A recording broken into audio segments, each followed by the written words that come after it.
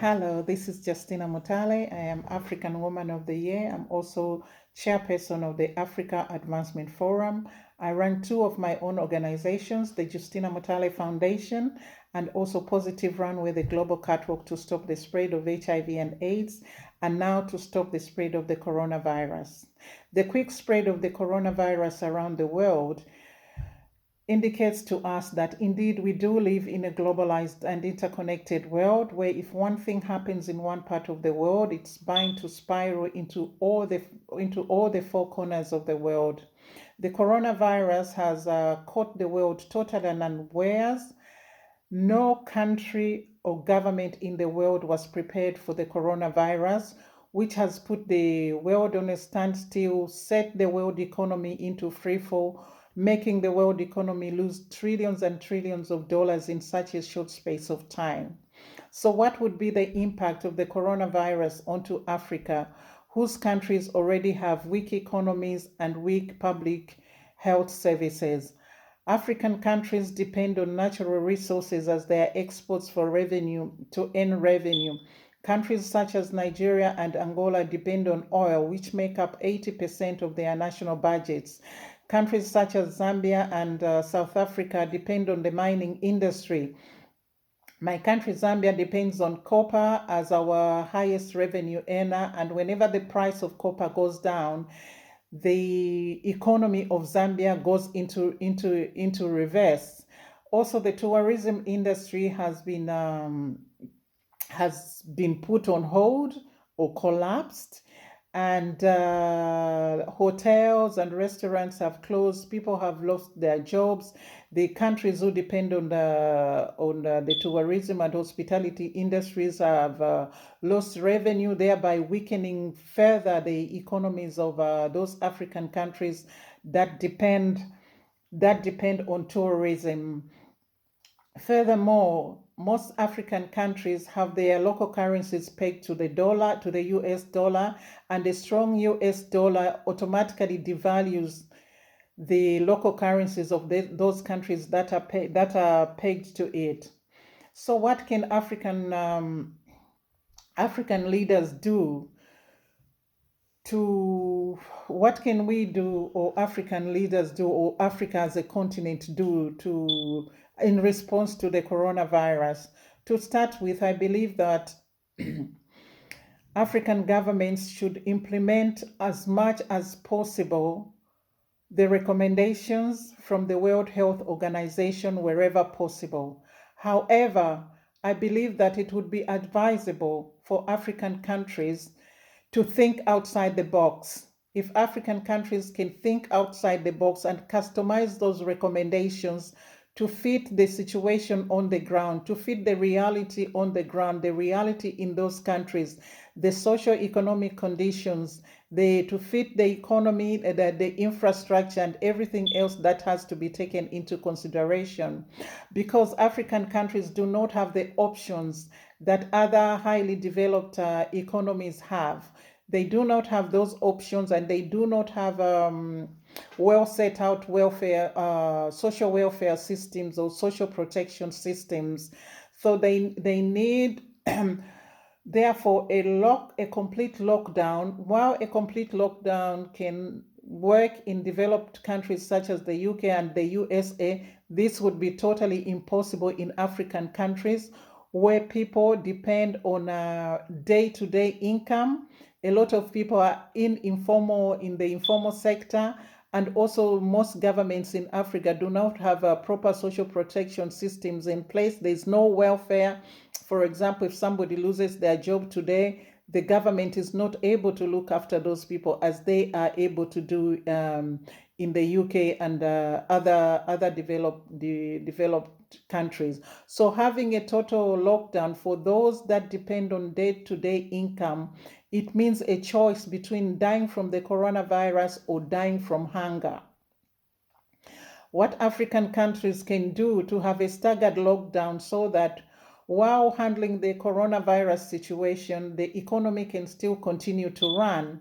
And also, most people in Africa do not go to the supermarket to buy their food. They do not have refrigerators, and they do not have, at any one given time, enough money to be able to stockpile for weeks and weeks during a lockdown. They need to go out and buy their food. First of all, they go out to earn their money every day. At the end of the day, they go out to buy their food with that same money, hand to mouth, each and every day. So, and they buy their food from open public markets, which sell fresh foods, and the food has to be eaten, to be consumed fresh, because of course it cannot be stored. So those markets should be kept open to keep the economy running, and also to feed the people. The idea of handing out food to people, I think, is a very complex exercise to be carried out in African countries, especially where you don't know where to find people. People do not have proper addresses that you can find the people and know that yesterday we delivered food at this house and tomorrow we should go and deliver. The best thing would be to to provide social cash transfers wherever possible, so that people have the option of buying their own food and should not be forced to eat the food that is just handed out to them. And markets, to keep the markets open, what can be done is perhaps reconfigure those markets so that people can practice or maintain observe social distancing when they use those markets. And at the entrance of the markets, maybe to build disinfectant cubicles, and also running water taps with soap and sanitizers. So before anybody enters the market, they can go through the cubicle and get disinfected, and also wash their hands with running water, soap, and sanitizer before they go into the market. And also, if the markets can be fumigated first thing in the morning before they open, and also last thing at night after they close. The same thing should be applied to most of the public places, such as the bus stops. If all bus stops can have disinfectant cubicles, running water taps, soap, and disinfectant, so that before anybody gets onto the bus, they can go through that disinfectant cubicle. And also, buses should be disinfected before people get on it, and also when people get out of the buses. I believe that would help to to reduce the spread of the coronavirus. Another thing would be for most African governments perhaps to opt for what would be called twin goals of testing and containment, where, because we don't have so many resources to be testing people at random, it'd be a good idea to test only those that exhibit signs of having the symptoms, and also follow that up with what is called contact tracing. So once you've got the person who's exhibiting those exhibiting the symptoms, test that person, and if they are positive, trace their contacts and test them as well. Those that are found positive should be quarantined away from the pub and taken away from the public, so that those who have the virus can be quarantined, while the public can carry on with their day-to-day life, but without the threat of contracting the virus from the next person. I think that would be, if that is practicable, that is something that that can be done. Also, African countries perhaps could try and lobby the international community for debt relief, so that the money that is currently being spent on servicing debt can be brought back into the economies of those African countries to try and help tackle the coronavirus. Another step further to go would be for African countries to try and lobby and fight for closing down all the loopholes that allow tax dodging by multinational corporations, so that those multinational corporations operating in African countries can pay the due tax, and so that the taxes collected, the full taxes that are collected from multinationals, can be put back to circulating the economies of those African countries to help those countries fight the coronavirus. Another thing I would like to suggest is that Africa has got a lot of immunity boosting indigenous foods, indigenous fruits and vegetables. Perhaps this is the time when African countries can encourage their citizens to go back to basics, and eat the indigenous immunity boosting organic foods that we have in abundance in Africa. And what can we as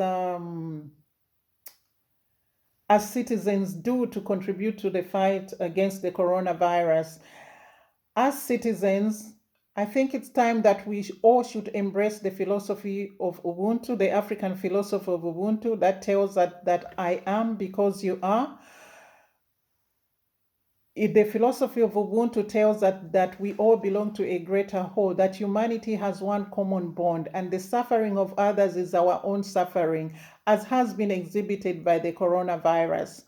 So we should all pull our resources together, pull our efforts together to help fight the coronavirus in whatever way that we can. Africa has a lot of billionaires and millionaires and other people of substantial means who can come forth and contribute and help to fund the fight against the coronavirus, whether it's to help build new hospitals, furnish the hospitals, buy ventilators, masks, gown, gloves, or whatever medical equipment is required, or treatments that are required to fight the coronavirus. If our billionaire and millionaire brothers and sisters around Africa can pool their resources together to help save the lives of their fellow African brothers and sisters, and also to help save the lives of Africans, to help save Africa as a continent, that would be great. Those who do not have substantial means can come up and just volunteer in whatever little way that they can. For example, my organization, we have embarked on a campaign where we are asking African seamstresses who are able to sew African print inspired face masks, which can help those the underprivileged who cannot afford to buy the proper face mask. But we understand, as announced by the Center for Disease Control and Prevention in the USA, that whenever anybody is going out in public, they should have some kind of cloth covering their nose and mouth. It doesn't need to be surgical or medical. So that is what we have done. That is the little that my organization is contributing. Others can also contribute by just helping to disseminate the important information. Those who've got television, newspapers, magazine, blogs, YouTube, podcasts, going live on, as long as it is the correct information. In the UK and the USA, every day, as I said, the coronavirus caught each and every country unawares, and each and every country is trying to tackle this as we go along. Every day in the UK and USA, there is 1 or 2 press conferences by leaders trying to update the citizens on new information, new ideas, new directions, and new guidelines on how we are tackling the coronavirus. So if those who are able to even just disseminate that information, perhaps go around the markets and update the women in the markets, or underprivileged people who do not have a radio, they do not have a TV, they don't even know how to read a newspaper, maybe by word of mouth to update them, that would really be brilliant. So what lessons can we learn from the coronavirus? What lessons has this brought up onto us? I think the biggest lesson that we have learned from the onset of the coronavirus is that what really matters in a person's life is to have the life. It's the health, our health and nutrition. Because during the lockdown, for example, in the UK, we are all locked in. Our cars are parked outside, as I said already. Aeroplanes have been grounded, including private jets.